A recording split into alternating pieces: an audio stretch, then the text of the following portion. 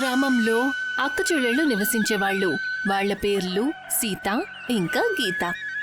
వాళ్ళిద్దరి స్వభావం, రూపం పూర్తిగా వేరు. సీత శాంతపరురాలు, గుణవంతురాలు, కష్టపడి పనిచేసే అమ్మాయి.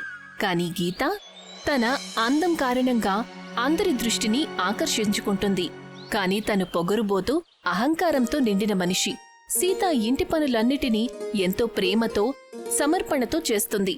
గీత నిజానికి అందంగా ఉండటం వల్ల ఇంటి పనుల నుండి తప్పించుకోవడానికి పూర్తిగా ప్రయత్నిస్తుంది. తను తన అందాన్ని అడ్డం పెట్టుకుని ఎంతో పొగరుగా ఉంటుంది. గీత, నువ్వు నాకు శుభ్రం చేయటానికి సాయం చేస్తావా? నేనా? శుభ్రం చేయటమా? నీకేమైనా మతిపోయిందా? ఈ ఇంటి పనులు నేను చెయ్యలేను. దానివల్ల నా అందం మీద చెడు ప్రభావం పడుతుంది. నీ రూపం ఎంతో సాధారణంగా ఉంటుంది. నువ్వు ఈ పని చేసినా కూడా ఎలాంటి నష్టం ఉండదు. రూపం ఏదో ఒక రోజు తగ్గిపోతుంది, కాని కష్టము, నిజాయితీ ఎప్పటికీ అలాగే ఉంటుంది. నాకు సంతోషంగా ఉండటానికి అందం అవసరం లేదు. నేను ఎలా ఉన్నా, ఎక్కడ ఉన్నా సంతోషంగా ఉంటాను. నీ మాటలు నాకు ఎప్పటికీ అర్థం కావు సీత. నువ్వు సంతోషంగా ఉన్నప్పుడు మరి పనిలో సాయం చెయ్యమని నాకెందుకు చెప్తున్నావు?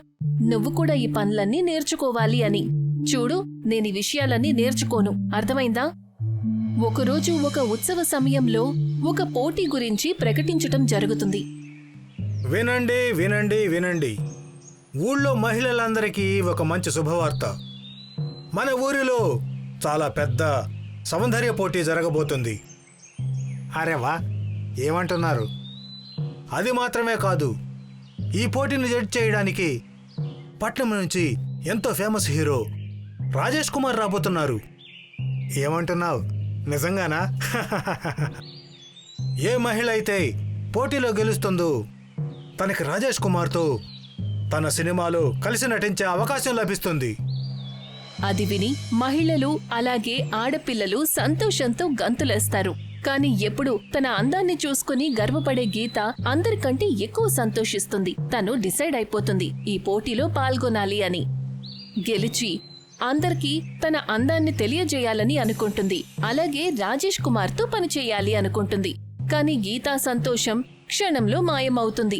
సీత కూడా ఆ పోటీలో పాల్గొనబోతోందని తెలిసినప్పుడు, బావుంది, ఒప్పుకోవాల్సింది నీ ఆత్మవిశ్వాసాన్ని. రంగు లేదు, రూపం లేదు, కాని పోటీలో గెలవడానికొచ్చేశావు. గీత, నువ్వు మీ అక్కతో ఇలా ఎందుకు మాట్లాడుతున్నావు? మరింకేం చెయ్యను నాన్న.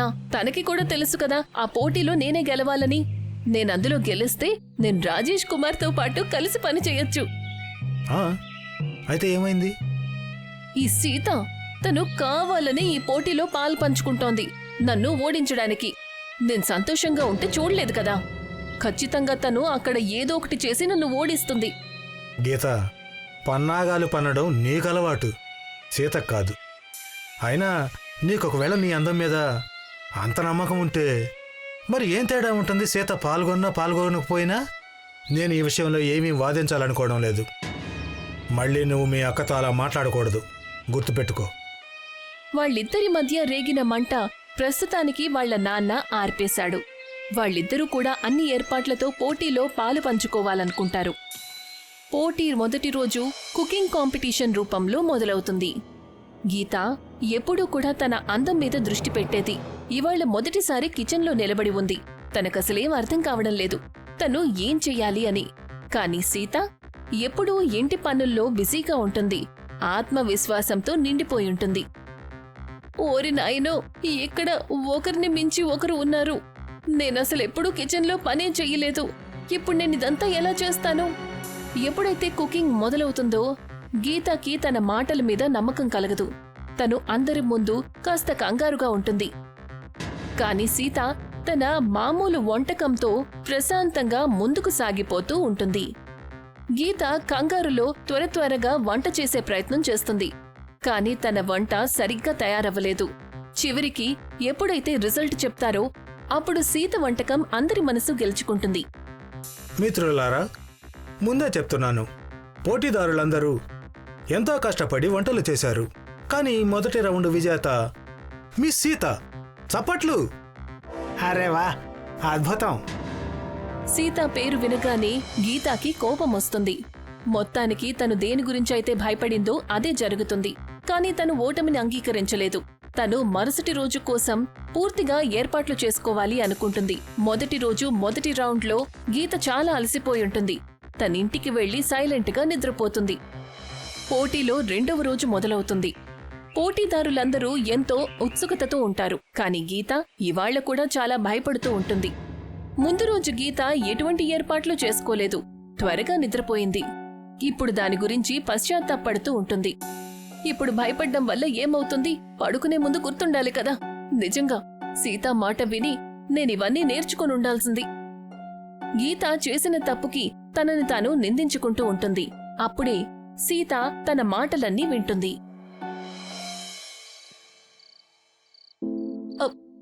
అక్క, నాకు చాలా భయంగా ఉంది. నేను సరిగ్గా ఏర్పాట్లు చేసుకోలేదు. భయపడాల్సిన అవసరమేమీ లేదు గీతా.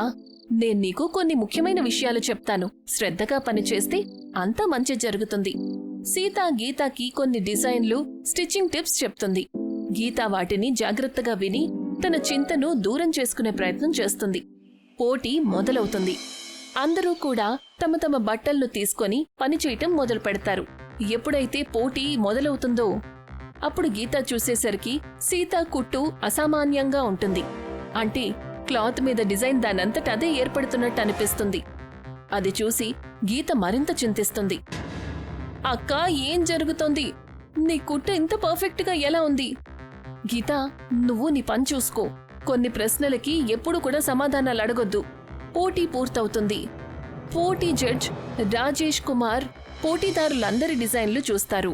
ఈసారి గీత పట్ల కూడా సంతోషంగా ఉంటారు. వారికి గీత డిజైన్ నచ్చుతుంది. కాని ఎప్పుడైతే సీత డిజైన్ చూస్తారో అప్పుడు ఆశ్చర్యపోతాడు. ఆ డిజైన్ ఎంత అందంగా, ఎంత అద్వితీయంగా ఉంటుందంటే అందరి దృష్టి దానిమీదే ఉంటుంది. ఫ్రెండ్స్, పోటీ అయితే గట్టిగానే జరిగింది. అందరూ నిజంగా చాలా అద్భుతంగా చేశారు. కానీ ఈ రౌండ్ విజేత మిస్ సీత. కాని గీత మనసులో ఇంకా ప్రశ్న అలాగే ఉంది. రాత్రి తను సీతని మళ్లీ అడుగుతుంది. సీత, నిజం చెప్పు, అసలు ఇదంతా ఎలా జరిగింది? నువ్వు కావాలనే నాకు పాత డిజైన్ నేర్పించావు కదా, నువ్వు గెలవాలి అని.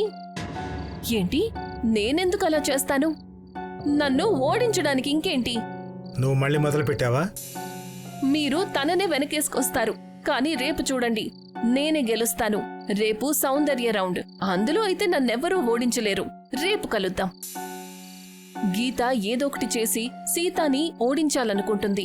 తను సోషల్ మీడియాలో బ్యూటీ టిప్స్ వెతకటం మొదలు పెడుతుంది. గంటలు వెతికిన తరువాత తనకొక రహస్యమయమైన, విచిత్రమైన చిట్కా దొరుకుతుంది. Red chilli mask. పోస్ట్లో ఏముంటుందంటే దాన్ని పెట్టుకోవడం వల్ల మొహంలో వెంటనే గ్లో వస్తుంది అని.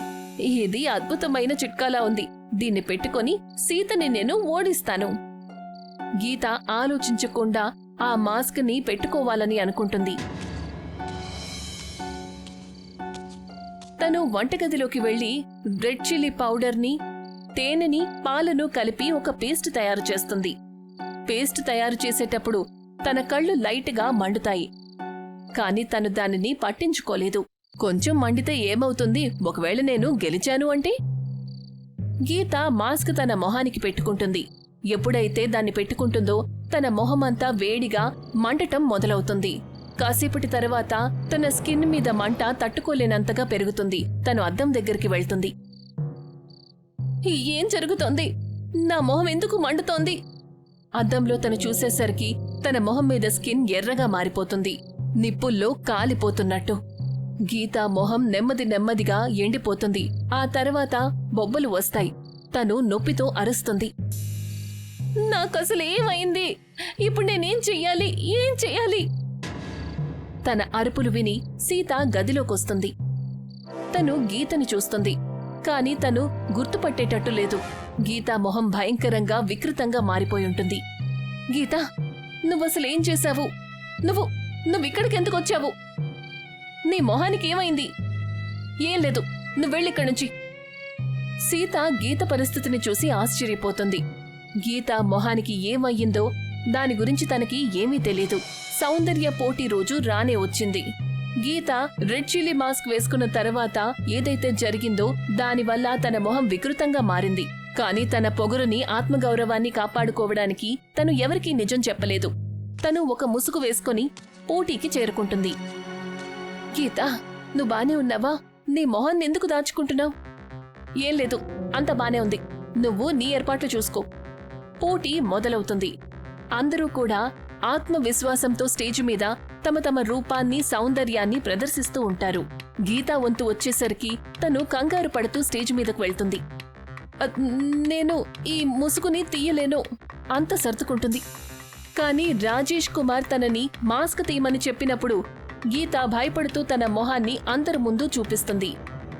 ఎప్పుడైతే అందరూ తనని చూస్తారో అప్పుడు మైదానమంతా పరిహాసంతో నిండిపోతుంది. ఏంటిదంతా?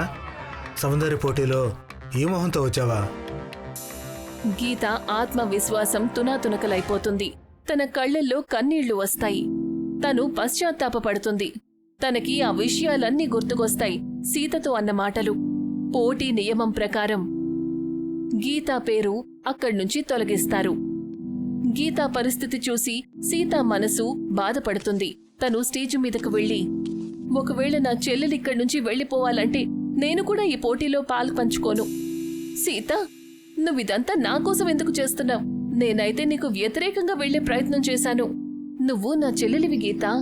గెలుపు ఓటముల కంటే గొప్ప బంధం మనది. నాకు నీ మీద ఎటువంటి కోపం లేదు. ఆ తర్వాత సీత గీతకి నచ్చచెప్పి తనకి వైద్యం చేసే ప్రయత్నం చేస్తుంది. గీత చేసిన తప్పును తెలుసుకుంటుంది. తను సీత సహాయంతో మంచి డాక్టర్ దగ్గర వైద్యం చేయించుకుంటుంది. నెమ్మదిగా తన మొహం నార్మల్ అవుతుంది. చివరికి గీత, సీత తమ అపోహలను మర్చిపోయి కలిసి ఉండాలని నిర్ణయించుకుంటారు. ఈ కథ మనకి నేర్పిస్తుంది, పొగరు ఇంకా ఈర్ష్య మనిషిని నాశనం చేస్తుంది. కాని కుటుంబం, నిజమైన ప్రేమ ప్రతి బాధకు మందు.